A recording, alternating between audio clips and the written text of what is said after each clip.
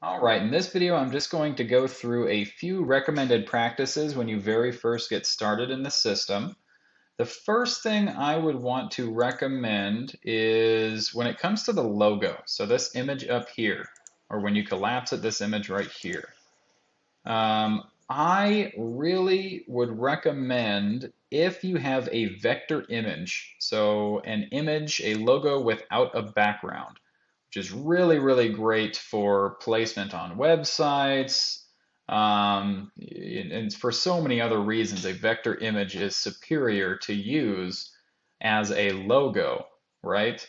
So if you go into Accounts and My Profile, choose the logo that is a vector as well as the favicon that is most likely also a vector. You're going to want to go to Settings, General Settings, and make sure you have a background that allows for the color of that logo to be seen. For example, if you were to make the background blue, close to that same color. It's a terrible example, actually. It shows pretty good.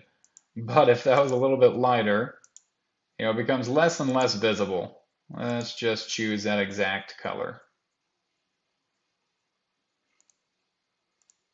So now you cannot see the words hardly at all. Likewise, if you just have a white background, I would definitely recommend setting the sidebar background to white. It just makes everything look a lot cleaner. Also, hand in hand with that is the button. So when you are scrolling over the buttons, you also want that to be a certain color so that it's not just white, so you know which one you're about to click.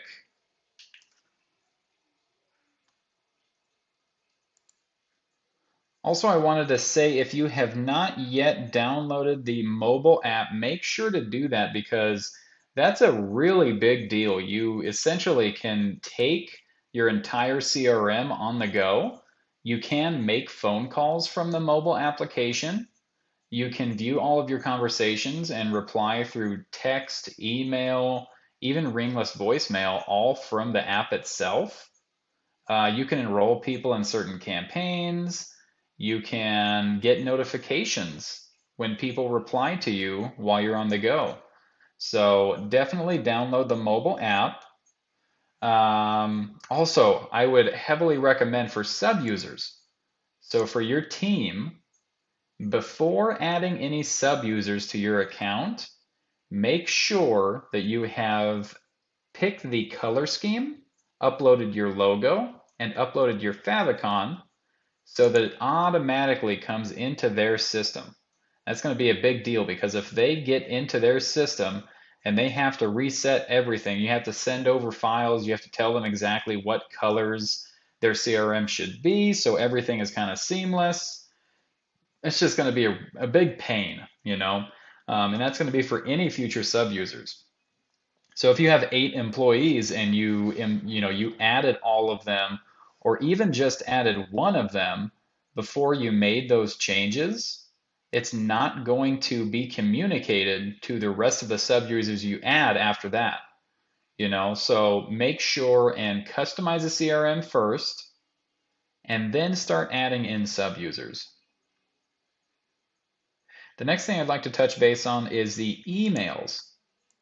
So if you go into settings and then emails, make sure that the email address that you choose to connect, through personal mail or whatever works, is the email address that you want to be marketing from.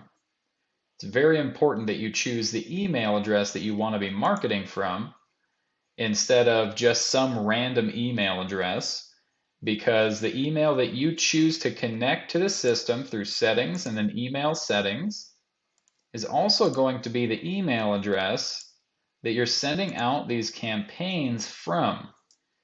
So right here, instead of this big bulky campaign at 39660 at mail.click-pro.com, you want that to be the email address that you typically will market from. That's going to lead to a lot higher conversion than just some random preset email. That being said, it is completely optional, and you absolutely can use this email address instead.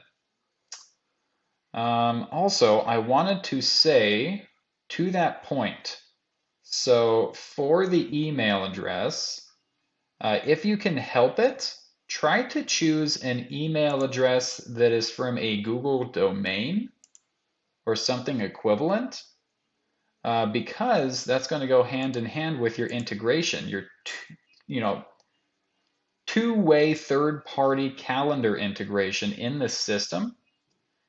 It works just absolutely beautifully with Google. So if you can help it, definitely try to make the email address that you choose either a Google domain email address, meaning you went to Google and purchased a domain from them, or even a Gmail. Obviously you're going to want a professional email if you're going to be marketing from that email address. So just go ahead and choose a Google domain or migrate over your current host to Google Domains. Or again, just use a Gmail in order to have everything kind of seamless from the professional email all the way to the two-way third-party calendar synchronization. The next thing I'd like to touch base on is the phone settings. So if you go into phone settings, in here, first off, you want to definitely go through and make sure everything is to your liking. But I just wanted to kind of show you a quick trick. So this is the conversation recording warning. If you want to, you can, select an automated message. It's just going to be a robotic voice. It's going to let them know they're being recorded. Or you can upload audio. Now, if you don't want to immediately identify to the other party that they are being recorded, make sure to go through and record maybe a 1-second recording of no sound at all, because by default, it's going to default to the message that they're being recorded. So, in some states, it's required to inform the other party immediately before the phone call that they're being recorded. In some states, not so much. So for those other states, it's completely optional, but if I were you, I would just go in and, make sure all these settings are to your liking. I think that's about it for recommended practices on day one. If you have any questions, reach out.